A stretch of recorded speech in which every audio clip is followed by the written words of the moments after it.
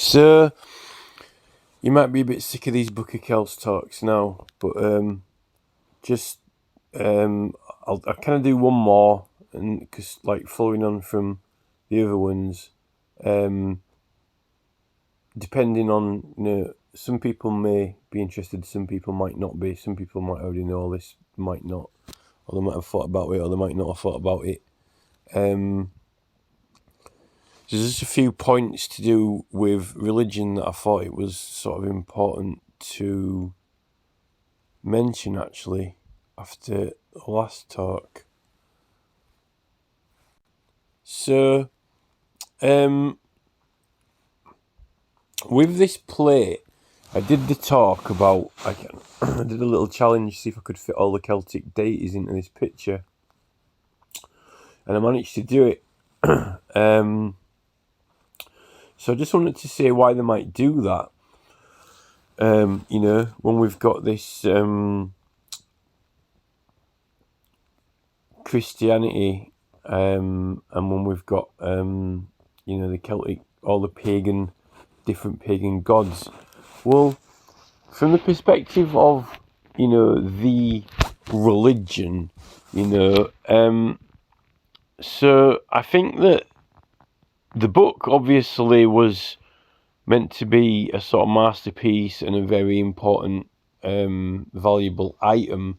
They didn't have mass printing back then, so it would have only been accessible to certain people to study and to look at.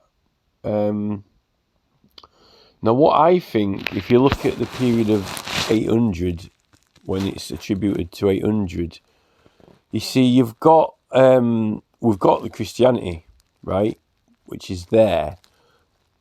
Now the Romans have pulled out of Britain, and then you've got this Arthurian period, but you've got Ireland, which was not touched by the Romans, but you've got Christianity spread over by then, but you've got some remnants of this Celtic pagan culture in Scotland and Ireland, and some parts of England. So they were wanting to convert them, weren't they, Now we've got all those islands around Ireland, these remote places where they've all these temples where all the Irish monks are still living, and there's still obviously a lot of Celtic religion retained. So I think it would have been, for them, it would have been kind of obvious and desirable to record some of their, because they never written anything down before, so get things down and record it. But the thing is, they were kind of wanting to convert people away from that, so I'm not too sure whether we can say they recorded it accurately or not, or whether they wanted to distort or warp it, or not be truthful about it. But what I think is that the thing with the, well, I don't even like that word pagan, to be honest. The problem with the kind of the nature, and it's not even worship of nature, not just worship of nature, because you can worship nature by singing all things bright and beautiful, or even just being a naturalist. You don't have to even be religious to worship nature. You can be a biologist to worship nature, or a photographer even. But the thing with religious practice is that if we presume, if you want to entertain the idea that they've got a religion what is more hands-on, and there are distributed religious orders, there was a distributed religious order all over the islands, which was the Druids, which had evolved and progressed from the prehistoric people who made all the Neolithic sites and the megalithic sites, right? But when we get to the Iron Age, whatever it had culminated to, whatever was there at that time, and whatever gods they had and whatever practices they were doing, I do think sacrament was involved in it and important in it, and it's clearly obvious through all the symbolic remnants that we've got, the helmets and a lot of the pictures and even the design and shape of some of the megaliths themselves. There's symbolic and structural architectural symbology that refers in reference to that anyway. But the thing with if you're teaching a verbal and a memory-based religion, which you don't read it or learn it from a book, you are recited it or taught it or told it or explained it. You see the priest the priest explains the religion and preaches the religion in the modern sermon in the modern church. It's a dictated, preached, recited scripture or a religion. You know, he speaks, you listen. You can sing as well, but the songs are all pre-written, you know. So it's almost like a schooling and education. And the school, Oxford and Cambridge come out of monasteries anyway. So, you know, if you say school, it even goes back to that anyway. So, you know, you've been told, basically. So, I think, in my opinion, back then, you were imprinted or you read from the experience itself with communion with a sacrament, you see, and it's more engaging and self-reflective and contemplative. But then obviously you've got your guides, you know. You could say let God guide you, or let, you know, yourself guide you, or the higher spirit guide you, just with the experience. Or then you could say, you know, let the priest guide you. Now, if the priests were guiding people and you said, oh, well, they're using the sacrament or whatever to facilitate being open to absorbing the beliefs, you could say that. It's usually a bit of both, you know what I mean?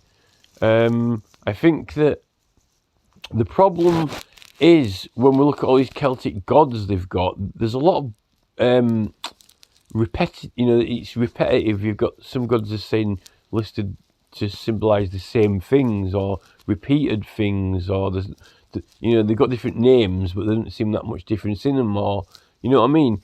Now, if it's spread out across the islands, right, you know.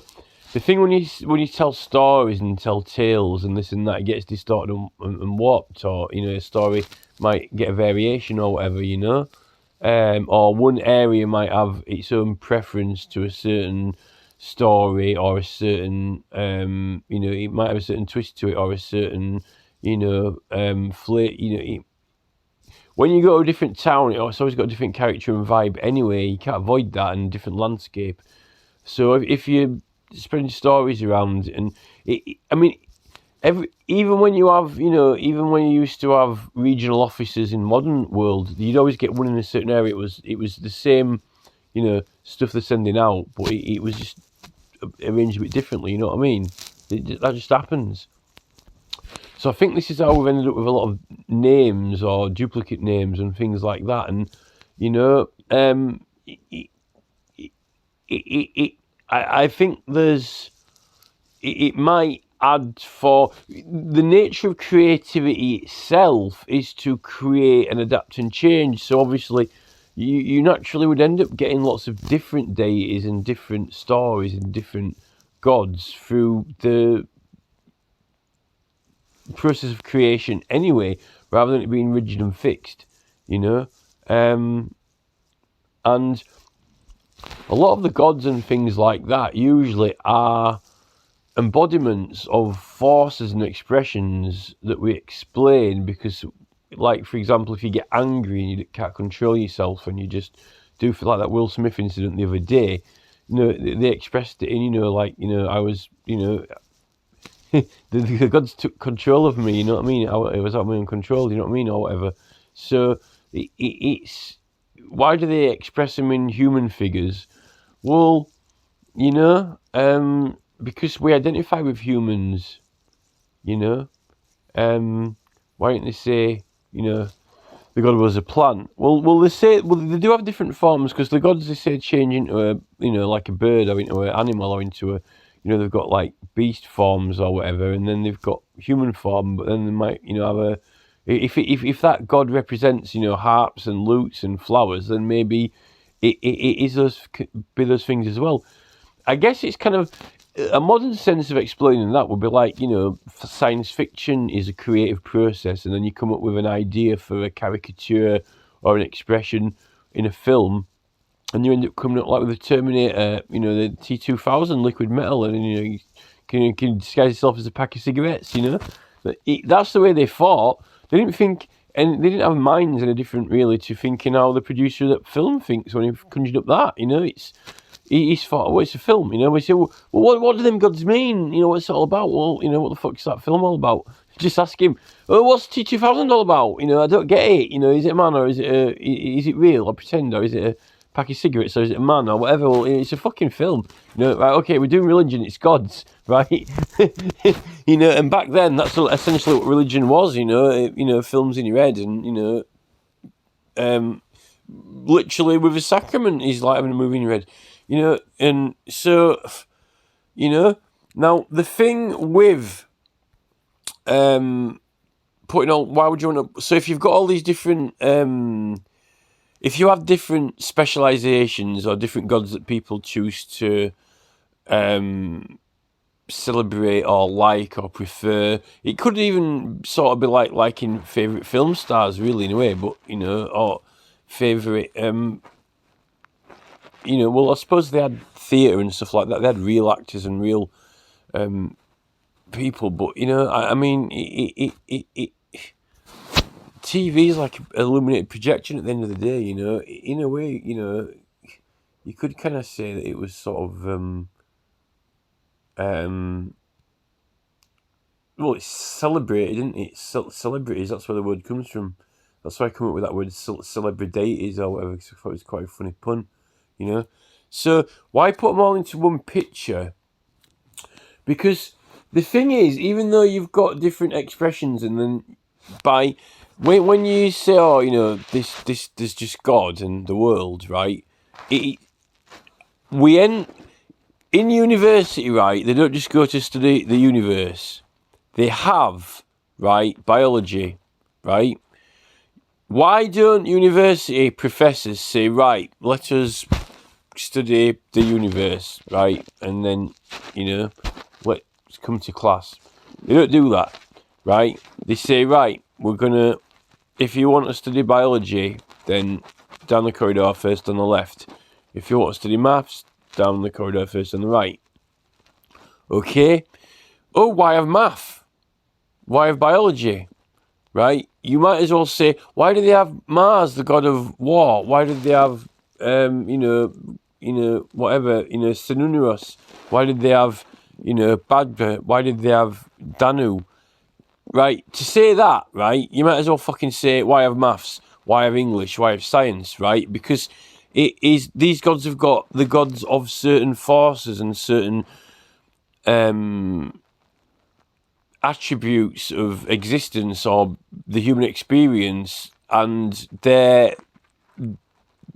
when you're talking about certain things, you need a name to identify it with, so, and then under that name, you've got a lot of different faculties and functions or whatever. It's like that, right? So you might as well say, you could say the Celtic Parthenon of different gods might as well have been like, the university of different subjects. That's why. Now, the thing with when we got Christianity, there is only one God, right? And, if everything is created by one God and really all the different things that happen, as Brian Cox would explain it, is all just protons and neutrons and photons and, it's chemical reactions and natural forces, and it's all one kind of machine. If you want to call it God, there's only one divine force behind it all, and everything else, the anger is just a subjective label that we put on it in our experience of what these forces are. It's really just, all the functions of reality. That's what they wanted to get into, this one God for the religion, right? For whatever reason, which I'll say that in a minute, but if I say that now, I'll go off what I'm saying. So, by putting all those Celtic gods and subjects into this picture here, and say, well, it's all just a tapestry of, existence of gods, really. One way around it's this face, and then turn it the other way around, then it's the other face. It's like the Log or whatever, Logan, the trickster god. It's like, is it one? Is it good? Is it bad? I'm chipping out. Is this a good experience or a bad experience? Is it this face or that face? Is it saying this? Is it saying that? It's this by putting all those gods and expressions into that, then it's showing it. Basically, it's teaching, indicating, and acknowledging that it's explaining that all these different things, are part of the same, underlying causality and unified sort of creative matrix entity, So, and then once you can say, okay, and then give it a name and say, well, it's just, there's God's the creator, and all things, no one comes to, God except through me or whatever, Jesus or whatever. It's sort of like putting it down into this book. Now, if you've got all these different, if there's quite a lot of Christianity going around, and then, you've got these remaining sects or what studied the older, the pagan gods of all these different gods and the druids and that, then you see, when you've got if you've got a sacrament going around, everyone has their own experience with God or with the sacrament and their own understanding, and that's when you end up getting more names and, well, I want to call it this or I want to call it that, and and I think this and that, and there's a lot of variation, you see. So when you get these priests, if you put it all down into this book, and then, whether they come to an agreement or whatever, and then so how would you get all those pagan people who have been celebrating all the separate gods to get them into this one God? Is to put all the gods into one picture. And then, you'll say, well, look, it's this God that you say for this, it's this expression of it and that expression, and it all fits together like this, and it's just one thing. And then that's how you get them all into the Christianity, by putting it into this book. And then, you see, when you haven't got all the public with the hands on the sacrament, and when they're not all learning from the experience and from, then then you see, I don't think this book was meant to be, dished out to the public and like a prayer book. This was for the priests. So, you see, if everyone's having sacrament, right? If everyone's having sacrament and having a personal experience with God to that magnitude and creativity, whether it's guided or not guided by a priest, like as they have in South America, you guide or whatever, it's whether that's positive or negative experience to be guided or not, and whether it's a positive or negative experience to let you make your own mind up with the sacrament. You see, it's allowing for this whole lot of variation going on, even if you've got set cultural, stories and identities, it's so if you take that off all the people, right, you see, all having a prayer book is all having a prayer book, and we've all got our hands on the prayer book, right? But if we all had our own prayer book that had a mind of its own, then, it's kind of like, everyone's got their own pet that's got its own mind of its own, but you try to tame the pet make it behave.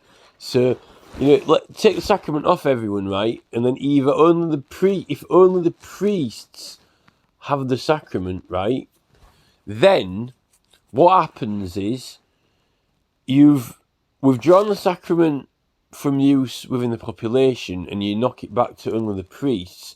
Now, those priests then, right? You might still have these priests who are still into Druidry and these other pagan gods and religion and ways.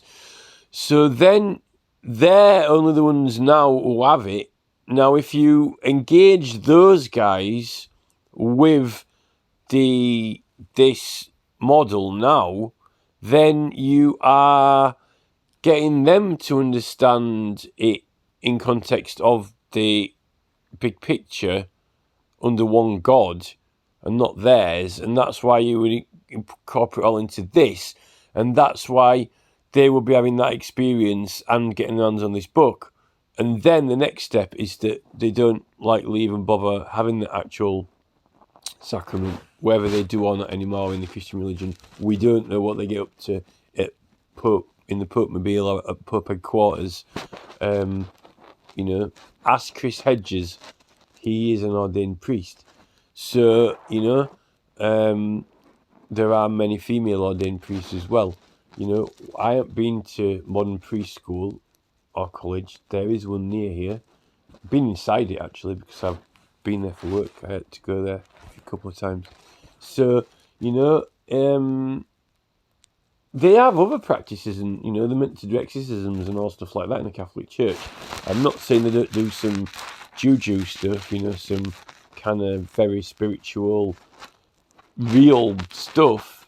I'm not saying that. I'm talking about something a bit different now, going back in time a bit.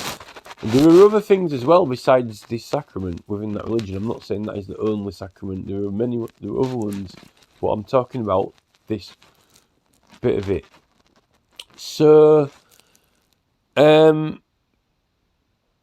and then when you get more into actually, writing, recording stuff down, then they've ended up, once you've converted them over to, agree that there's one God, then you would probably knock it back from the priest and just, well, we've got it all in this book and it's all written down. There's where's that picture where he's got the red book on the other thing? Is it on this one? Because I could start talking about, I could start talking. So there, it's all in the book. You see, they got it all down in the book, or you could deliberate between whether they were being honest in the first place with it all, and all these different gods, and you could be deliberate whether they were the truth about what they got down in the book. You could be deliberate about anything. You can deliberate about science and college being right about everything that they're learning and teaching. There are still debates and arguments. I want to say there's a lot of information in these pictures relating to the cairns and the chambered sites and tombs and stone circles and stuff like that, which I kind of think I'm going to go into. I'll probably be better doing that in a different video. And I don't know whether they put it down honestly and accurately to try and remember it, or whether they wanted to confuse and mislead people. I'm not sure. So they're the reasons why they would do a book like this. That this is meant to be the opening piece. There's the opening words.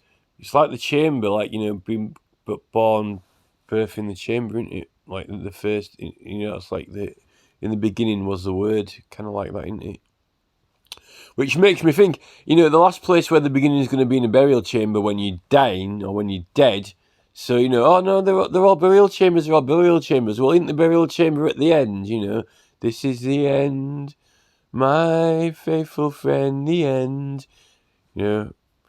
Walked down the hall, picked up an ancient mask, and walked on down the hall. It's the end. Well, why is it the opening verse then? Why is he putting the opening verse in the fucking cairn chamber? It's like that's not the end. That's the beginning. It's like like squeezing a baby out of there. It's like, this is the end. It's like it's meant to be the opening words. Like in the beginning was the words, but this is where we're going to put you when you're dead. Well, shouldn't that be the last few words then? shouldn't that be the funeral? He's got this. He's put the wrong words in.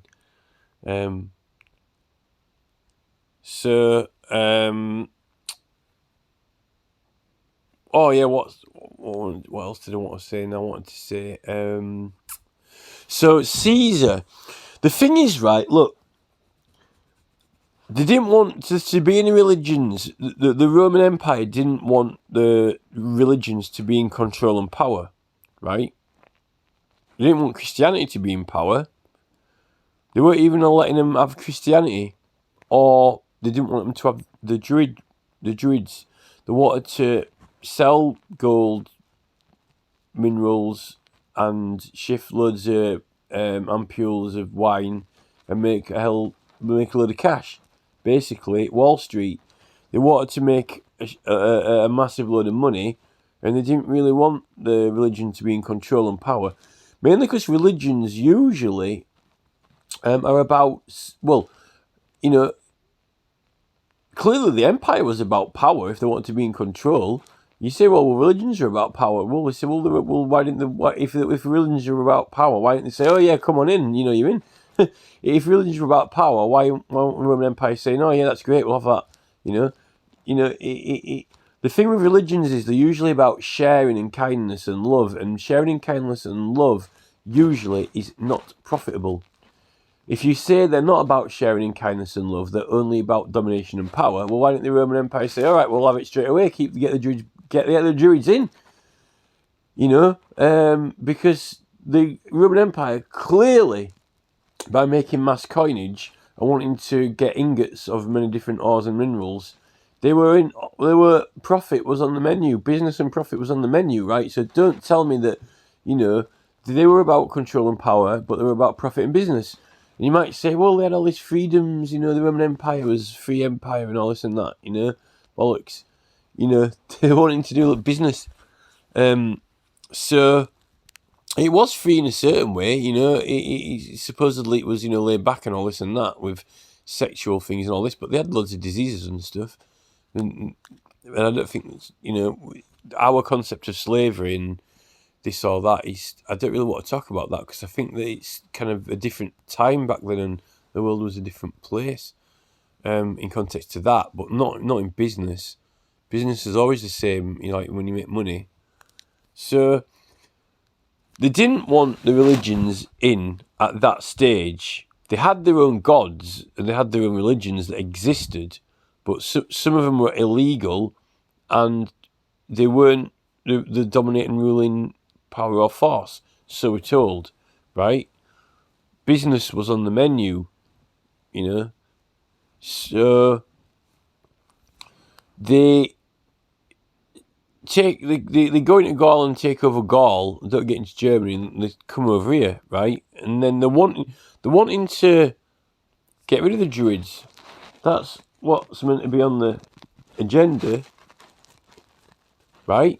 So, like I said before, you don't do a good job of getting rid of them if you don't. If you start writing everything down about them and explaining what it's all about and tell the truth and give the A to Z of it, it's not effectively. it's contradictory to the goal of the mission, entire mission, So we don't know exactly what they destroyed and what they didn't destroy. I think they probably destroyed quite a lot. Whether it's accurate description or not, that Angles is seen meant to be like the final bastion or whatever that they reckon it was the final bastion is quite gory, So the Romans aren't really wanting. They're wanting to not really into any religions full on, You see, the Celtic gods had some equivalents in the Roman gods. There was like some crossover gods that, like this is our name for the god and that is that name for the god, right? So they weren't banning gods because they had gods that were the equivalent in the Roman Empire, but they just didn't want certain religions were illegal and they didn't actually, they're claiming that they didn't have the priests running things. Whether that we believe them or not, it's a different thing. But they were wanting this druid culture, right? They were wanting to get rid of it, you know. And I don't think it was bad as they make out. I think there was a lot of kind of, you know, from the people I know, I think there was a lot of love and sharing and kindness, to be honest. Probably arguing and bickering as well. I think that it was mainly to do with, it wasn't so much the gods, you know. They weren't saying, you know, you can't worship, you know, Bridget or Sununurus or this or that, because the Romans had the equivalent like Pan, you know, and all this and that. It wasn't like that. It was the fact that the Druids were in charge, and it was the power distribution and what was behind that power. Now, power is you control and influence over people. So, the religious order, you know, the religion and also the administration of the Druids to be removed. And also that included the religious engagement and ceremonies, and how the Druids were obviously their, you know, their ranking and what puts them into power, you know. So, you know, they weren't, when you to say they making, you know, illegal. It's not to say like, oh, you can't worship this Sununurus or this or that because they've got their own Pan. So we say, no, you can't worship Pan. They worshipped Pan. It was a Roman god. But they didn't have a religious order of priests in control of the Roman Empire. That's what they didn't have. Do you see what I mean? They had the gods that they knew and understood and worshipped, but they didn't have a religious sect in control of the Roman Empire. They had the Senate and the Caesars, whatever, you know what I mean? That's the difference. So, they were getting rid of the Druids' establishment, not necessarily, you know, the gods, because, you know, the gods explain how the world was created. So you don't write off, you know, your education system, whether it's the Celtic name for that god, Sununurus, or whether it is the Roman name for it, Pan. If it's the same force of an education system that explains different forces at work in the universe, right? Because they've also got mathematicians as well. But, you know, it was a bit of a crossover between religion and sciences, wasn't it, back then? So it's less to do with that, because the gods are part of the sciences, really, in the explanation of the world. So you're not banning that, because then it would be like banning, you know, algebra and maths and stuff like that, you know, Pythagoras and all that. They're not banning maths, you know, because if you ban Pan and Sununurus, then they explain certain, it's knowledge and education system normally anyway, right? So what they were doing is that it was the administrative government, you might as well call it a government, of the Druids. It was a religious governance, because they were doing the judiciary role and they were doing the religious role. They had appointed, they got these kings of the clans appointed, but they were meant to be the, you know, they were the administrative sect, weren't they, you know? That's what, maybe all the temples didn't get destroyed because there was a certain, you know, crossover with learning, you know. But to what degree and extent the aspect of the administrative function of that is what, you know, they were removing. It's almost like they were removing a government in a way. That's what they were doing.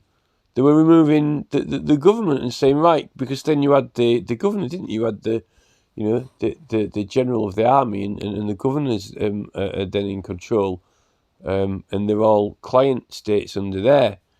That's what happened. So, to what effect?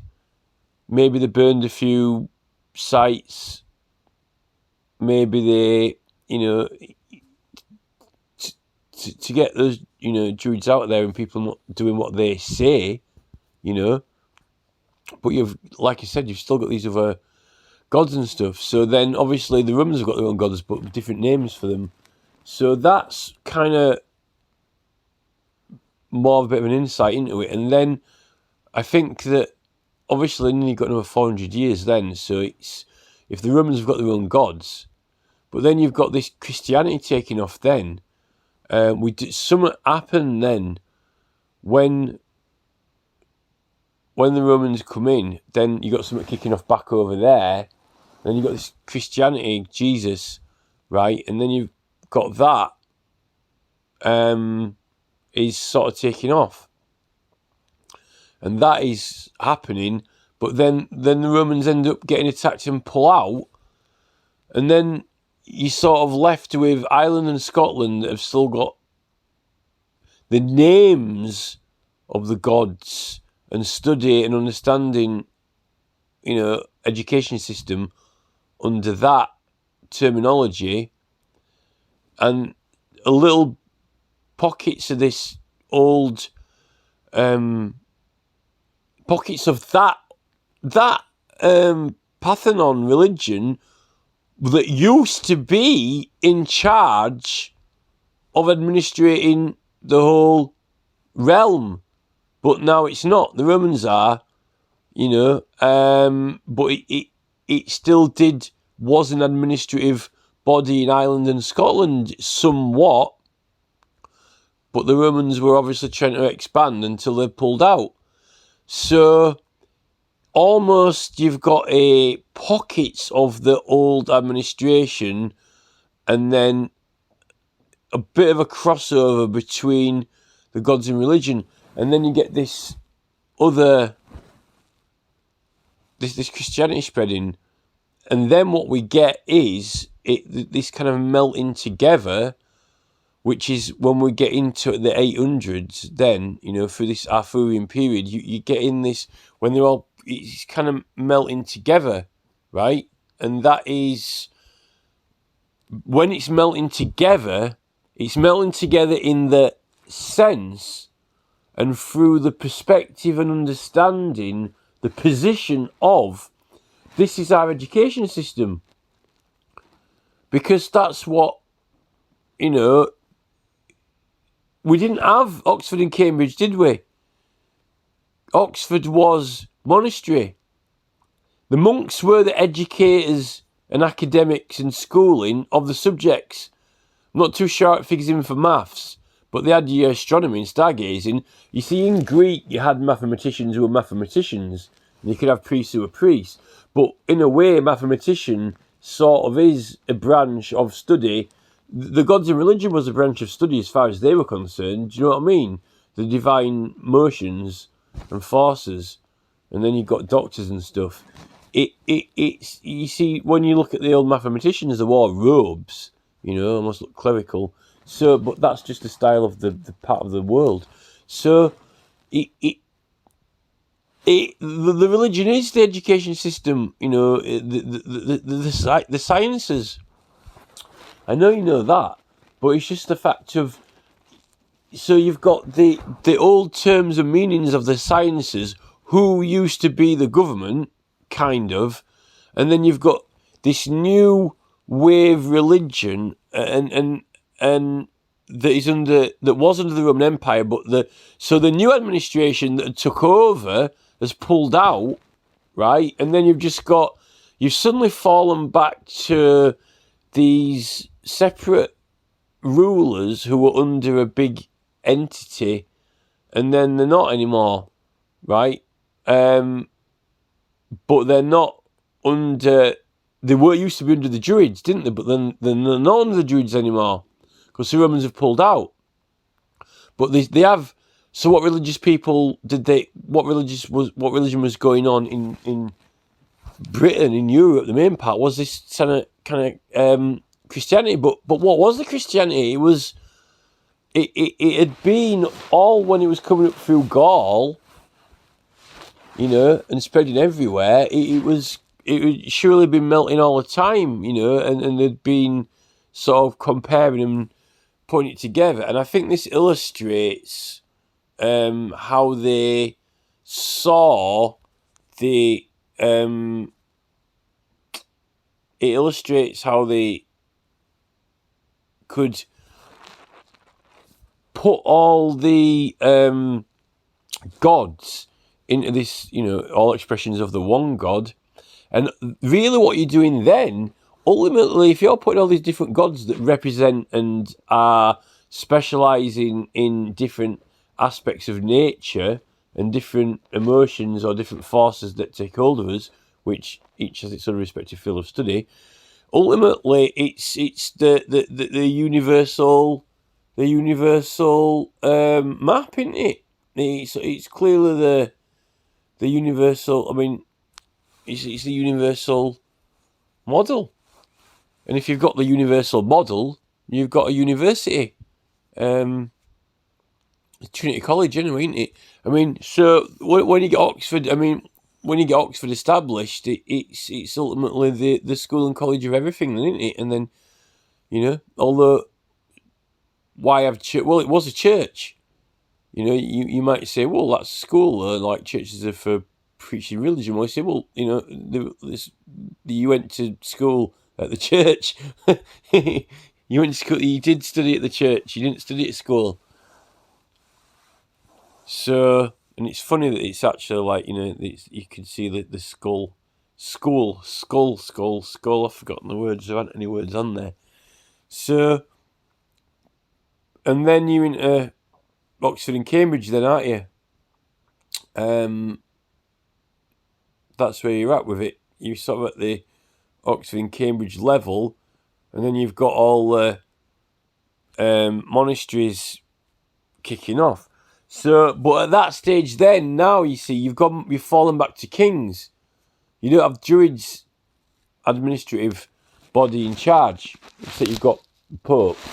But when you've got all these separate kings, they're all separate kings, aren't they? You know, there's not a Holy Roman Emperor.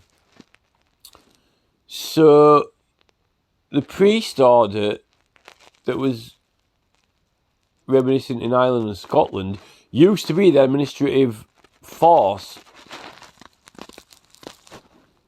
and then it's not, and then you sort of, I don't really know what happened with the priests coming up through the Christian religion, because if the Pope's the king of the Catholic Church, then they only had one king, but when we had multiple ones here, so they're gonna, for them, they were all trying to, there was a lot of, I think, you know, obviously then you got the Vikings to deal with and that, but then it gradually each, you know, king got more and more, until then you can call this the first king of England, because he's got a certain amount of the area. It's almost like getting sort of bigger areas and less kings. But the priests aren't officially in charge. They play a educational role. I guess, like, you know, you got your professors at university, aren't they, you know? At what point did professors divide from the priests? If the priest was the university, that's a good question. So, and then we end up getting one king, but the king is given his crown from the professors, from the university, from the old priesthood that was the administrative. So, are the inferior still administrating over the king? And this then you kind of get to, that's the model then of the monarchy. Then you got a royal family, but it's always intimately connected with religion and education, isn't it? You know, you've got the priests actually were a separate order that, it was above and beyond the kings, wasn't it, really, And then you get to the stage where you got a royal family, but then you end up getting to the stage where they sort of ditch the Pope, and then through a law, not through I don't think it was through a ceremony, was it? It was a ceremony of making a law. They enacted it with the Great Seal, so the Pope wasn't in charge of the English Church anymore. The king was the head of the church. So that seems to me a bit of that's the leapfrog moment, isn't it? And that actually makes the term make more sense now to me than it's ever meant before. The leapfrog moment is when, William makes himself, or Henry, makes himself the head of the church. So he leapfrogs himself. Well, he didn't leapfrog over the Pope Francis, does he? But he puts himself above his own priests,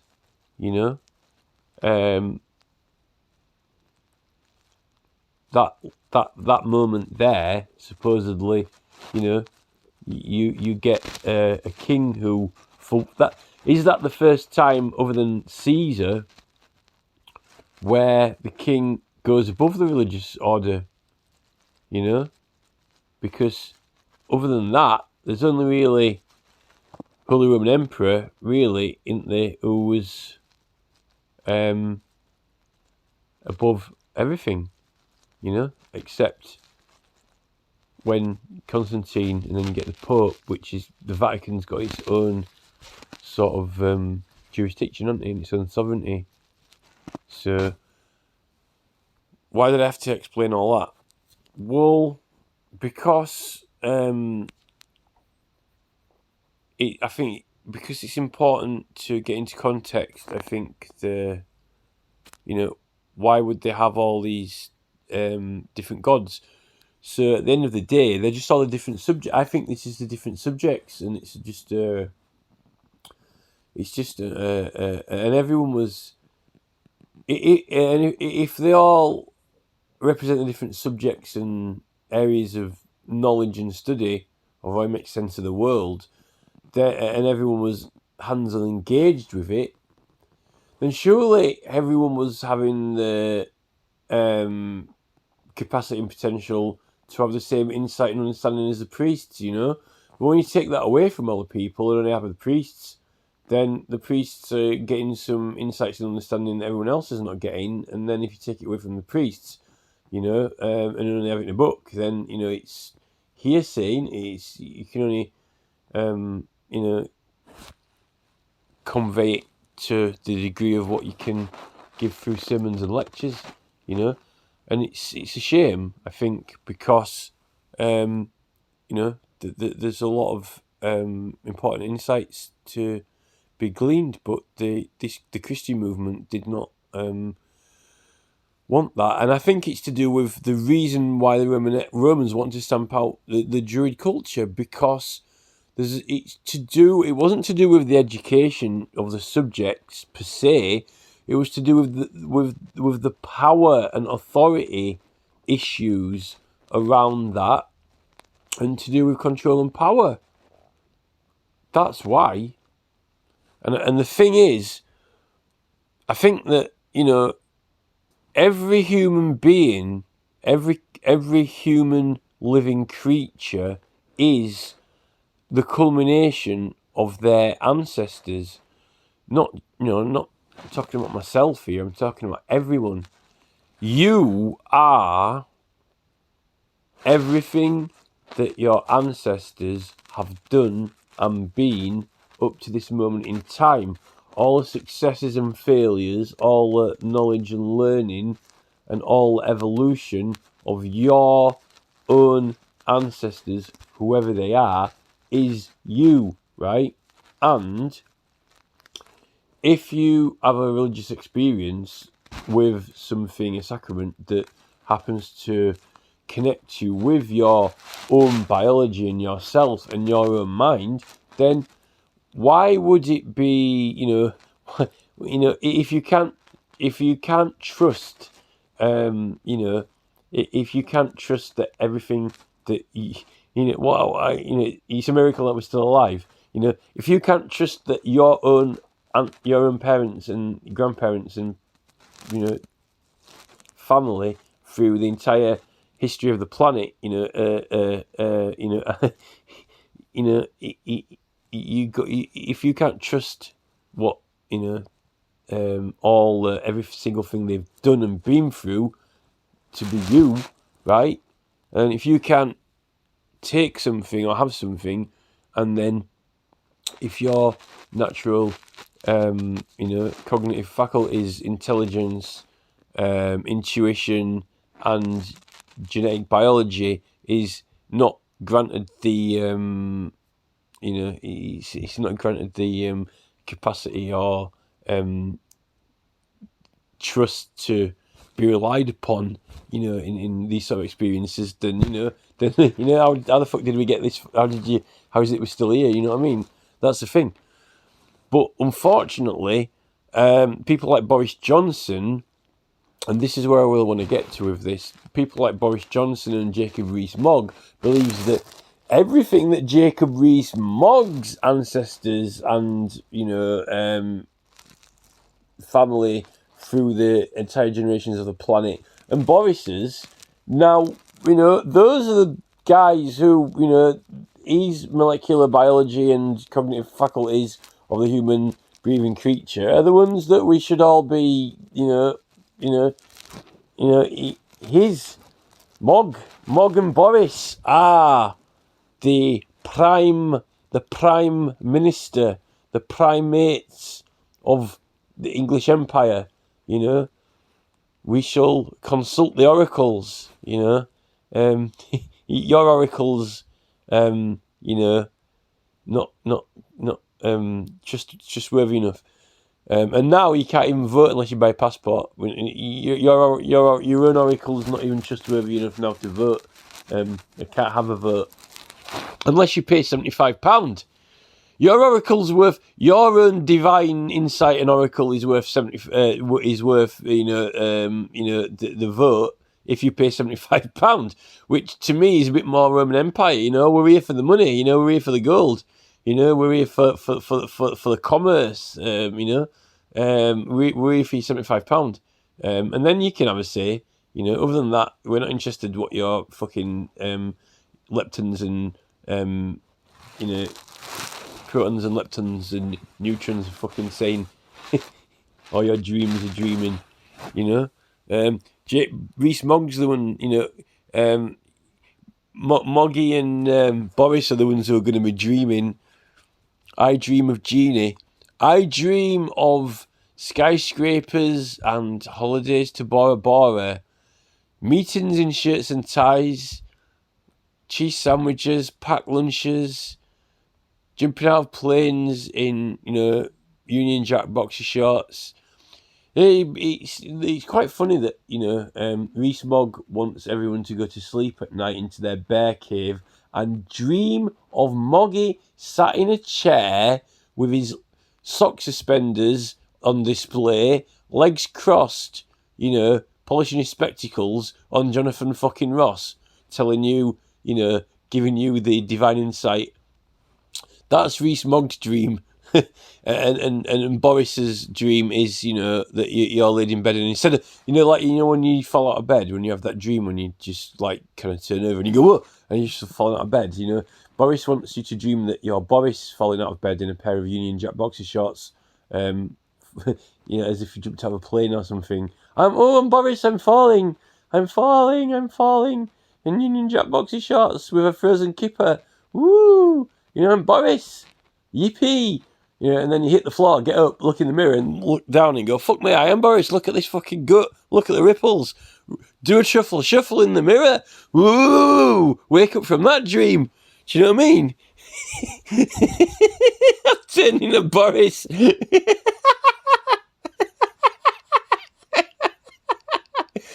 Just fall out of bed and smack your face on the floor, damn, I smashed my face on the floor, look in the mirror, and Boris.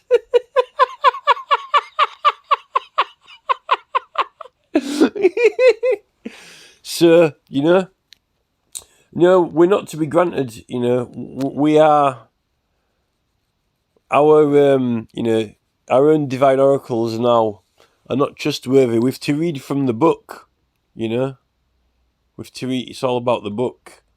And that, ultimately, is that not the case that the Chancellor carries around, flashes around the red brief? It's the red briefcase, isn't it?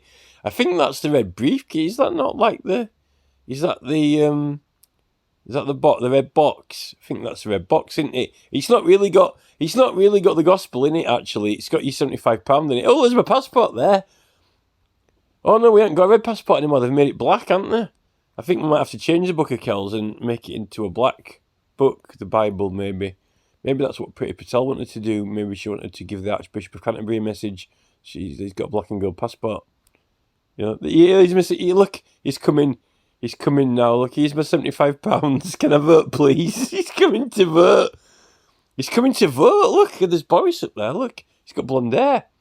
Must have lost a bit of weight, didn't he? Look, that's Boris. And that's Theresa May sat next to him. Oh, no, it's not. Where's Mog? Not quite sure where Mog is. That might be Mog there. Look, he's coming with his passport. Can I have a vote, please, sir? Yes, £75. Oh, here, here's your ticket. Your tickets, please.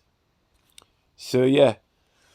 How long we got? 56 minutes, 34 seconds.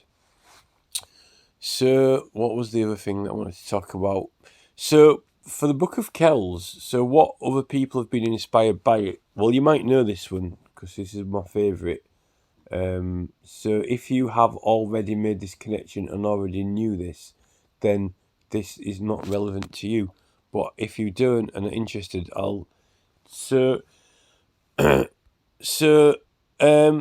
one insight on this is if this is legitimately from 800.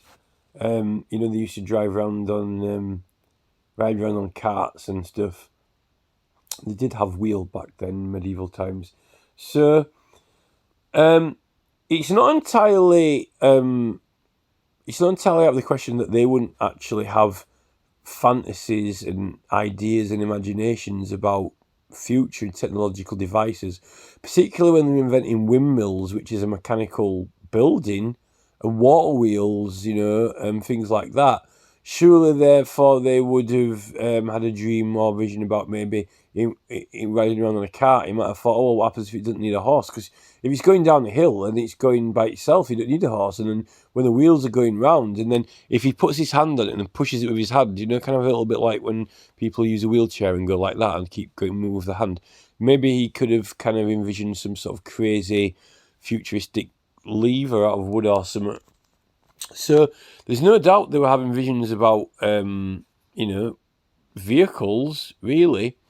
Now, the thing about this is it makes you laugh because it does look like a kind of very exaggerated cartoon character version of, one of those English Biggles characters, one of those guys who drives the vintage sports cars with the leather jacket and the scarf and the goggles, driving around Oxfordshire countryside in the one-seater sports car, which is that shaped and sit right at the back of it, with the engine under the hood. It almost looks like that, doesn't it? And I think that's where they actually got the basic design shape and idea from this, I think that's where they actually thought about and got it from. I think the book went missing, or they persuaded the guy to bring it over to the British Museum, and they thought it had got nicked or something, and that was around it just coming into 1900s, actually, I think. That's when it was all kicking off with the drugs, anyway, just before they all got banned, and that's when all the Victoria Tower kicked off. In fact, it's got like a tower shape there, hasn't it? Look. So, yeah, I think they were having dreams and ideas of the future, and this clearly is inspired, it's got all the cogs and wheels in it. So I think, like Clarkson and all that, Top Gear and all that, because it's got little gears in the head. Quite well aware of that. But what I was thought was what I think's funny is that it does look like, because when you can I actually turn this round, or has it got, no, I can't. I could put it on editor, and I could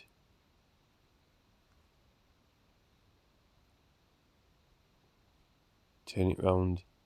So the thing about when you turn it round and it's these two different characters, like I said before, the different expressions, it's almost like different characters merged into one, is that so what's funny is that it fits very well for a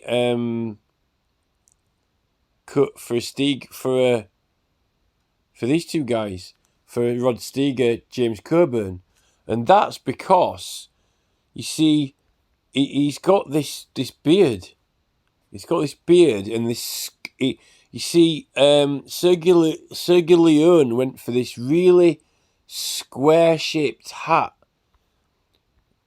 and then you see Coburn's got this really long, wavy moustache, which is like, and it's got this paisley pattern on the thing, and he's kind of got this kind of like, handsome sort of face, and that's the, on here, it's got this, you see, it's got the beard. You see, it's got the Steiger beard, right? It's got the Steiger beard, and then when you turn it around the other way, it's got the you see these two, the two wavy antler bits are just like really moustachy, aren't they? They're like Coburn's moustache. So it's Coburn and Steiger, and it's two characters. Turn it one way, it's one character, then turn it around the other way, and it's the other character. It's actually Coburn and Steiner. And Sergio Leone also, you see, where's that picture when he's got those, on that film set? I've got all these ready to, where's the picture?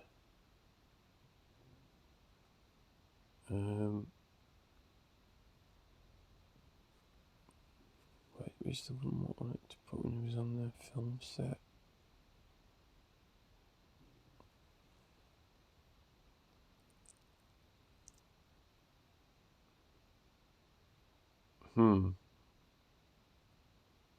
Might have to go through them all. There's one and he's got some. Oh, it's just above that one. There it is, look. So look, he's got these Sergio Leone's on set, and he's making it obvious. He's got these goggles on, look, these really round goggles, and he's got the big beard. So he's making it obvious. He's doing the impression of the character, Doing he's got the like round goggles on and the beard. Now, another thing is that you see the hat looks really square on that one. It's got a really kind of square shape, and I think he was inspired by that square shape in the middle of the thing. So Steiger and Coburn quite tied into that, and he's Irish anyway. He is an Irish character. So it's like, based on, and he's kind of got this, it gives him this, they said that it's going to be Clint Eastwood who was going to play it, but, they didn't end up with him. I don't know if Eastwood would have fit the character or not, but he's ended up got this kind of like long priest sort of type robe, and he's meant to have like the holy water in him when he's going around. But the thing is, you see, when they're sat up on the, See, when they're sat up on here, they're sat outside and they're sat out in the open. But he's got all these nice, lavish things, right? But he's just sat outside. You know, they're not even in a building. So it's kind of like being out in the rough wild, but almost having a really posh meal. But he's kind of, it's a bit of a nod to those, I think, like the karaoke cairns and that, you know, because they're up on the hills and it's beautiful island and you've got all these beautiful views. And those cairns are quite prestige, you know, they're quite a historic heritage thing, that they're like, you know, the cream of cream in Ireland, like they're really like meant to be really very, very, very old and, you know, important ancient site. But they were, for back then in prehistory, they will have been the dog's bollocks, you know, they'll have been like very amazing, you know, important structures. So that's, I think, with the whole opulence and that, you know, and then I think that you've got the pattern, you know, because you've got all the Celtic carvings and stuff and all that. So, you know, there's that in there as well. And then on that picture there, I mean, he's done it with like the jacket open and there's all like flashes and sparkles and it's almost to be going off on the fabric, isn't it? It's almost like the actual page, the illumination itself, you know, the whole picture, you know, with all the fancy, you know, different bars and glowy bits and all that in it. So it's like the cloth, isn't it? Or the illuminated page. Now in that film, I said that it kind of looks like, you know, the vision for the you know, the English countryman's posh racing car or whatever. But the Irish had cars. So in that film, you know, there's that flashback dream scene, and it is a dream. In that film, it actually has a dream, and that's what kind of like the Book of Kells page might be like, the dream in it. And look, his friend's driving the car, and they're sat in the vintage car, driving around in the car, you know. And there's two of them. It's like there's, you see, you know, there's like you got the Coburn Steiger trade off flip side character, but then when you go back in the dream, it's him and his friend, you know. But they're in this kind of relationship all together with the woman. Like, it's a little bit like that tapestry's got different characters weaved into it together. Do you know what I mean? When it's all woven in together. I should have done film study, shouldn't I? I could have done this talk for. I should have done film study at university and could have done this for my project study. But I'm not writing fucking dissertation down in how many words. So yeah, I mean, and that's where I think that these cars, to be honest, were inspired by having it right at the back, like that. Because they could have always had it. You know, they were inspired by that tapestry. That film clearly is. Although they've got him on a motorcycle. I didn't think they wanted him in a car. I think it'd have been a bit too flash, so they put him on a motorcycle. But when he goes back, flashes back, he's sat in the car. They're in the car, aren't they? You know, the Irish man on the Irish country road in the car. You know, like in the car like this with the goggles on and the where's that? Oh, I did find one with somebody with. There's a blue one there. Here's a guy with a leather jacket on. There was a picture of a guy. Oh, there he is. Look, that's it. There he is. You see, that guy sat in the car with the goggles really is. You see, these guys will think that it's really cool and prestige. These guys will think that it's very stylish. Like that, they kind of like think that this character here, you see, these English guys rising around the road in the countryside, will think that they're this guy. Now, from that, the final part of that, where I can go with that conversation, you see, he's even laid out here. He takes this shot of him here where he's like lay back, went really back with his feet. It's got that direction to it, hasn't it? It's got that kind of lay back to it, you know what I mean? I know it's like well, I said it's arms giving arms, but it could be arms out or feet up or whatever. It's just, and the shape of the face. They got Coburn's face on some of those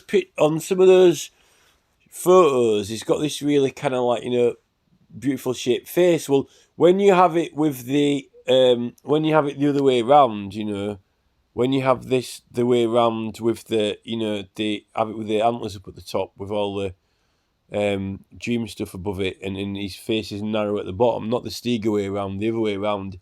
It is shapes like that. And where's that? You see there's it.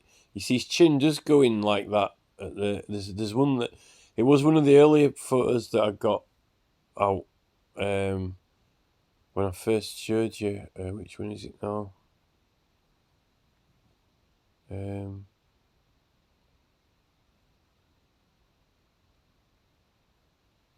Don't know which one it is now.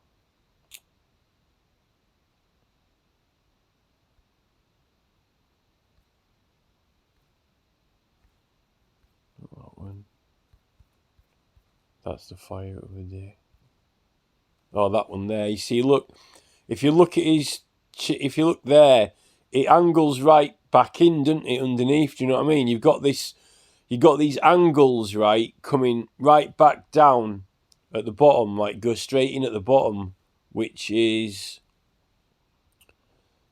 like this is doing if you have it that way around. You know what I mean? It goes right back in at the chin. Kind of like charactered back in, which I think fits that. And there's one more thing I was going to say, which is, you see that if I was to mention political issues, you see, when DeLorean started making cars in Ireland, it would have been a big thing for Ireland because of that, because of that sports car image in that Book of Kells thing, to have a sports car. It would have been, because Ireland weren't well known for making cars. In fact, if you watch the film of the DeLorean story, it said that Ireland had never really done mass production in cars before, so they're quite new to it, and they're having quite a few problems. And then you have the doors go up in the air. So if you have it the way around where the face is with the antlers up, it's almost like those two whisks up above it are like the doors. Now, people in Ireland will know that about the DeLorean, but if you're English and you haven't really spent much time thinking about it, you would have thought like the doors lifting up on the DeLorean are like that bit there and there. Although this is illuminated, it meant to be in bright colours, although the DeLorean was silver, and they ended up having some issues. Now, I've covered it on my other website. It was strange circumstances with those issues where DeLorean actually failed and then he got busted and all this and that. And I think there was some competition between the English car manufacturers, particularly when I think that the stainless steel cars would have lasted a long time. I'm not saying that, if they could have got it better or whatever, the production quality, but there was something weird happened and then police were involved. And I think that there was it's this thing what I found about now investigating. And this video is for this. The purpose of this video is for this petition that I'm making. So why am I going into religion? Why am I going into the Book of Kells? Why am I going into that? Well, we'll come to that now. I found out that I think that, we've got an ancient site here, an ancient, that warrior burial, warrior tomb, and somebody's plonked a D on it for goodness like on the Alex Hogg map. And it's a heritage insult, it's a competitive knock from the imperial authorities. Well, I think that's what happened with DeLorean with his car company, It was a bit of a competitive thing for Irish to do really good in cars, particularly when they had the Book of Kells. But they failed. He didn't do it, and it failed, And that's the Book of Kells ended up, getting taken out and went missing. And where is it? It's sort of at the British Museum. I think they wanted to try and get it because that's when the Victoria Tower were getting built and all these, Mountbatten's kicking off and Cauldron pops up and all this and that. And I think there's a bit of jealousy over the Irish having this book and this heritage and this culture and those sites. The Germans didn't. And then the Irish come out with a decent car. They want it's a bit of competition, isn't it? It's just like Oxford and Cambridge with the boat race. No different. They want to thrash them, not to beat them. And when there's winners, there are losers. And sometimes to beat someone, if they're winning, if they succeed and win, then you don't. So you got to fail them. Well, on Doctor No, it's like, you're not going to fail me again, are you, Professor? So this is what I found out looking at our ancient sites around here. Now there's been a certain aspect of his heritage kind of been vandalised somewhat. And it's same with cameras. You see, another thing you can read into this with the guy sat in the car is that a guy sat in a car at the back of the car, like in a fashion sports car with his Biggles goggles on, and then he's holding a bow. Is it a police guy riding around holding a speed camera, or is it a police guy sat in a van, sat in a police van with a speed camera, getting guy who's got the Biggles goggles on driving around in the car? Is this like hunting and praying? Let us pray. Let us pray, pray for safety, or let's pray on people. It's that pray trade-off that, but then you've got the dual aspect, haven't you? So there's that, I'm not acknowledging it, but, at the end of the day, are we, stuffing his faces full of pies and being greedy or not? And that's what it comes down to.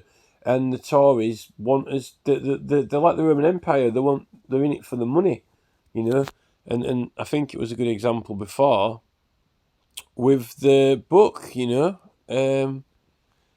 this about, is it got to the stage now where, let us pray, he's the Bible, or he's what's in there, it's £75, £75, then you can pray. For £75, you can pray in Canterbury Cathedral. And then, for another 1 million, 75 million, you can have a peerage, although it's illegal to be given a peerage for money. Is it illegal to be given the right to vote for money? £75? That's the question. Paying for peerages, paying for the right to vote even. What's Boris doing, the naughty boy? I think he needs to be put in the naughty boy chair. Because he's naughty. He's a naughty boy. Just another couple of things to mention about this, because I'm just editing the video together now. Because I started another couple of bits in. So I have to note.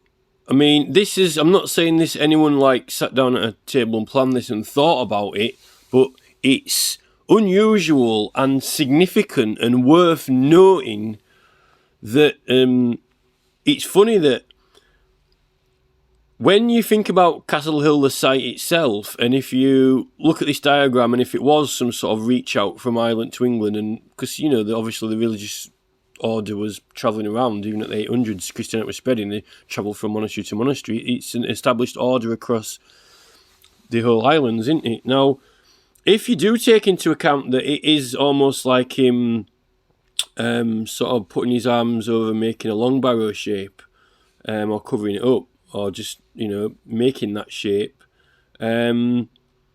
and the fact that there's these dual aspects of characters, there's one character, then you turn it around the other way, then there's another character, right? He is, the fact that out of all the hill forts in the country, ours happens to be like a long barrow, and ours happens to be one that they've made it so you can drive up onto it and park on there. And the fact that this looks like one of those fancy old-fashioned cars was even more significant. And the fact that it ended up being Tandy brothers, there were two brothers, not unlike, you've got Coburn and Steger, in this film that we're talking about as an example of modern, what get inspired and influenced by certain things.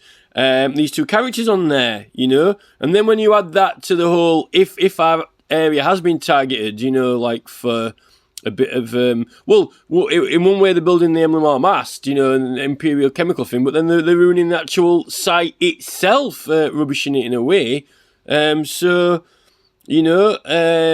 fact that I guess this picture could kind of look, some of the Islamic art, you see, ancient origins of religions, at the end of the day, no matter how much you argue with the church or not, it's all from the same source, really, you know, the human spirit, really, you know what I mean? And a lot of the Islamic art gets very much similar to this style of artwork, you know, and the fact he's reaching out in a basket or whatever. But I just think that the whole thing of, you know, there's that square L-shaped bit there, and it ends up being a square-shaped cafe. But the thing is, it's, you know, cafes, it's, I mean, why haven't they put a square cafe and, you know, loads of buildings on Dragon Hill, on the actual Dragon Hill at Uffington? You know, why not build a cafe, you know, over the top of Uffington with a glass floor that you can look down on the White Horse and stand directly over the top of it? You know, they wouldn't have that, would they? You know, why not have a cafe in Uffington Camp? Why not have a cafe in the forest, in the woods at Wayland Smithy? Because you don't do it, you know? And I mean, look at all these, if you look at all these Islamic extremists, a video popped up on the internet the other day, they're all going, you know, do not insult the name of, you know, the Prophet Muhammad and all this, like, you insult Muhammad. You know, all right then, you know, so, well, you know, why don't we build a bake, like, you know, if you put an English Sid's Cafe or bacon butty shop, you know, on top of, or built it into a mosque, I mean, in Saudi Arabia or in India or even, you know, Petra. Is there a cafe in Petra? Well, there may well be. But there are some things you don't do because it's insulting the religion, you know. And it's okay, people saying, oh, it's symbolic, we're bringing the cultures together. But the problem with the imperial establishment is they're two-faced. And you could say, well, you know, this thing's two-faced, but it's, you know, you can do things that are right, the right thing to do.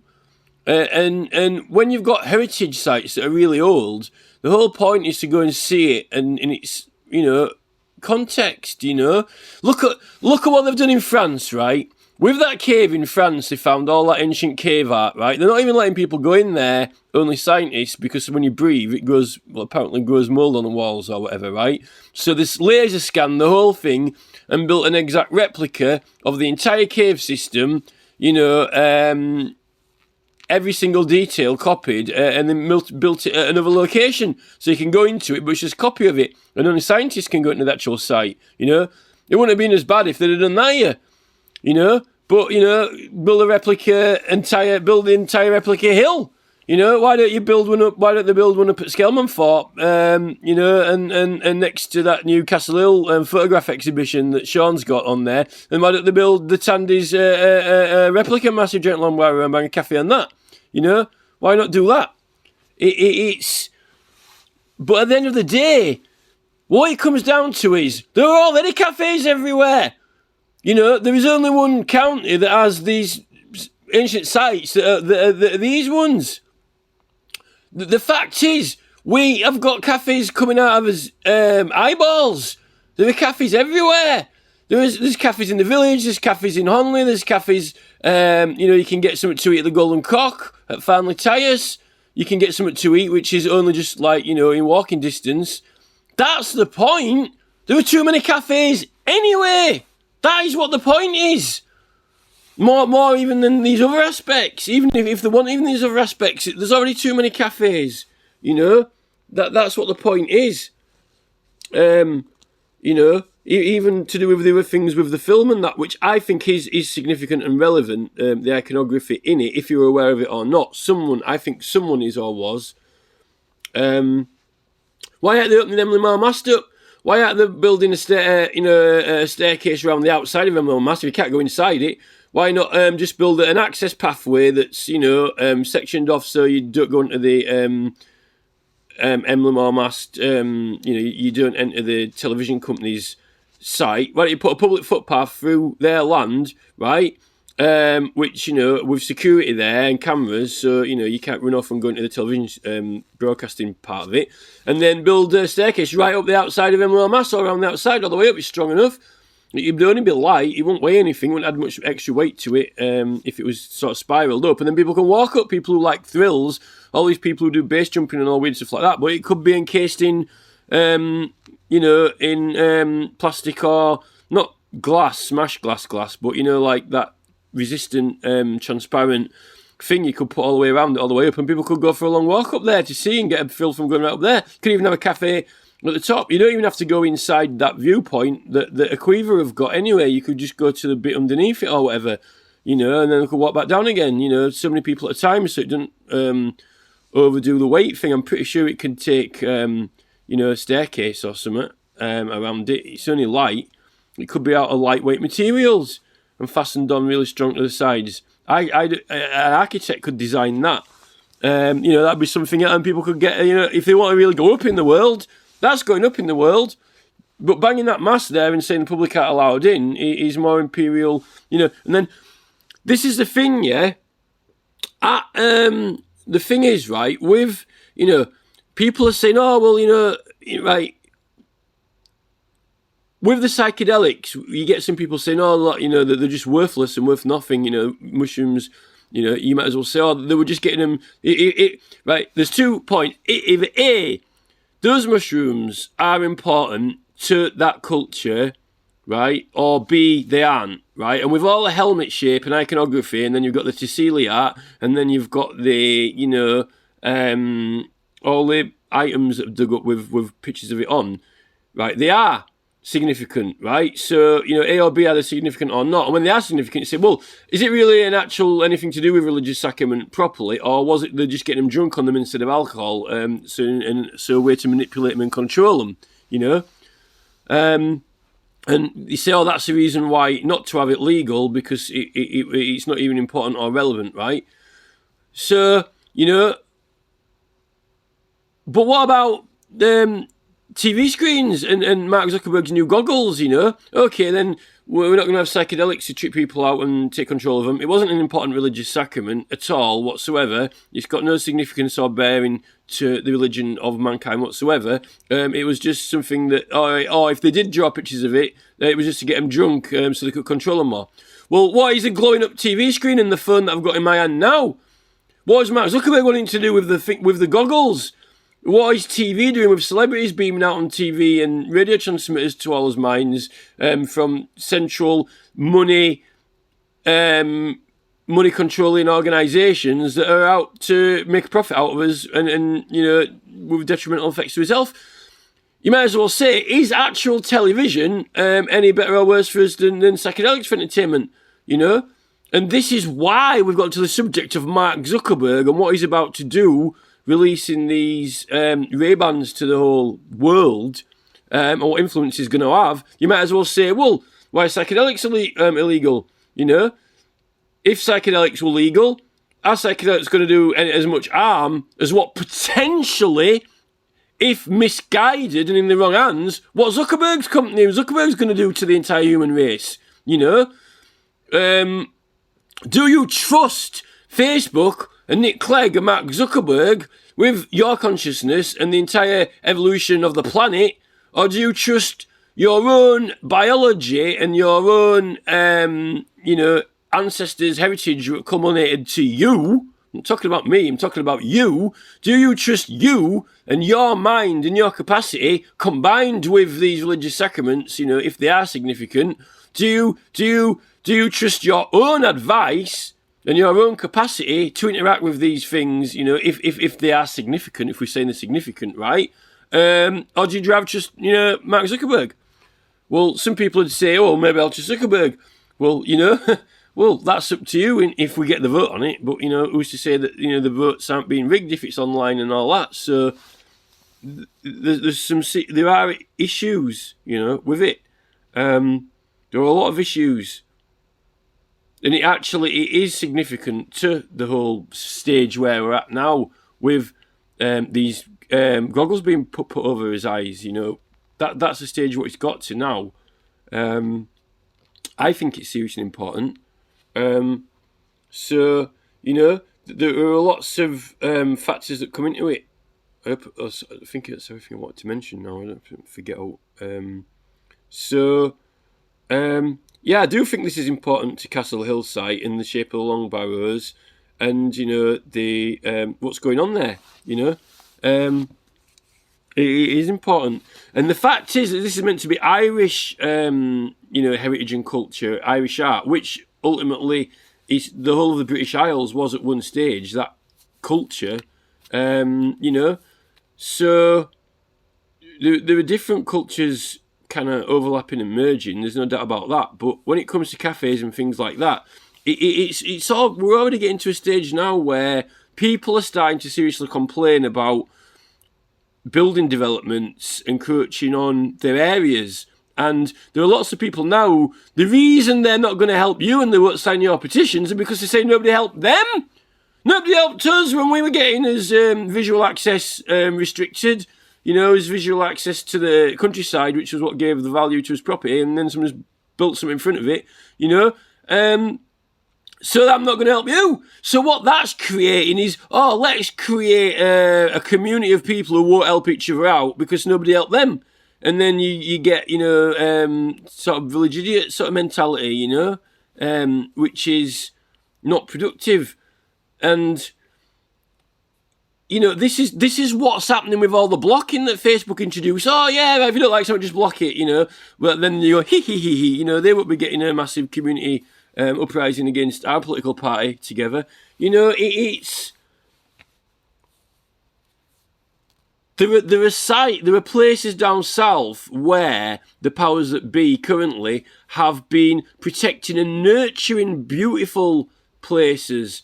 Like, Uffington Camp and, Ridgeway area, places like that. And they've been, nurturing and protecting all these beautiful villages like Winchcombe, and places, down south where we seem to have suffered, It's all right when it's their area. And I think that, these ancient sites, there used to be a network. All these hill forts used to be connected. When they try and make you believe that they're always arguing and fighting all the time, it's not the case. These sites were commemorating and venerating tribute to each other and to things like horses and the stars and nature and things like that. You don't go out of your way to make, beautiful horses in the side of hills, going up to the stars and things like that, which might also symbolise, the sort of like dragons experiences and things like that. Like even the Vikings were coming over and using that dragon symbol, and it's what we've ended up now is, it's. People seem to just tend to protect their own sites and not help each other, protect other sites. Look at the state of London. Some people say that London is a complete total mess. It is toxic. It's got smog. It's got pollution. They're having to, then they charge them more money to say, all these cars are coming, they're going to cut stuff. And then even Oxford, they're saying you can't go in a certain area unless you pay. It's all about collecting the money for these people. If there wasn't money, right, if we didn't have money, right, what would dictate whether you could go in there or not, right? Well, it wouldn't matter whether you paid or not. So it's like who cans and can'ts, who can and who can't. Well, who can? Can the Oxford professors go in there? Why? Oh, because they're accredited with the knowledge and education and responsibility to go in there and they've got an important job to do, Well, let's block all shoppers from going into Oxford, Well, professors are more important than shoppers. So the professors can go into the middle of Oxford, right, because there's no money, so there's no paying or not paying, and all the shoppers can't go into Oxford. Oh, no, then they won't be making any money, then we'll be losing revenue. Then all these big companies won't be making money, Just have all the students going into Oxford, they're not making any money, they're getting grants and you're getting private money funding, Who is the genius, Professor? Professor Smog, Oh, charge them money to go in, I have the solution. Put the prices up, more money. Well, what about genius if they're in any fucking money? Oh no, well, I'm going in. I am the professor. I am more important than you. Bang Tandy's Cafe. Why don't we bang Tandy's Cafe in Oxford University? Gold plated. And charge £15,000 for a burger. I think that would be Oxford University's solution to, they found an ancient burial chamber on the site. What a coincidence. It's ridiculous. I've just thought as well now. I've just remembered after I just finished recording that there's that stupid L-shaped wall as well. There's that weird. There's a medieval wall up there. Whether it is or not, we don't know. I don't think Varley was. I think Varley completely fabricated the whole thing. I think he just wanted to dig down and see if there were buried under there. Oh, there's a well there. Like, oh yeah, right. Digs down into the rock. I think I wanted to see if there were buried under there. Because there's meant to be loads of wells around the outside, really, really old ones from before I even went up there. Didn't need one on the top. And then there's that stupid, how did that L-shaped wall get there? Oh, what's on this picture here? Oh, an L-shaped block. Well, like that L-shaped wall. This is an odd place to have an L-shaped wall there. They want any, proper building. Well, where's the rest of it? It's an L-shaped wall. Well, what's that? An L-shaped wall? What the fuck? Oh, one more. Another thing I wanted to remember is this. That Steger guy. Sorry, not Steger and Coburn. Sergey Leone. Sergey Leone, I think he's meant to be Spanish or something, and the connection between the character that he has for Coburn, is that. You see, when I said that, when they go, they're having the meal up on the top of the ridge thing with the nice view, but it's kind of like a bit, kind of just out. They're just in the outside, in the open. You see, those sites. If you watch Dr. Gail Higginbottom, if you watch all her videos on the Spanish cairns, they've got the cairns in Spain. So it's going back to that heritage, you see. So that's why Sergey Leone, if he's interested in history and ancient sites, why he might be interested in doing a film and having an Irish guy, because the Irish have got the cairns like Carrowhill and all that, and the tops and the same sort of places, which is kind of a little similar to the top of West Nab round here. But the thing with that is, Dunelm is the same altitude as those Carrowhill ones in Ireland. That's where you are at the same altitude, and when you go up to West Nab, it's actually, you've gone to a higher altitude than that.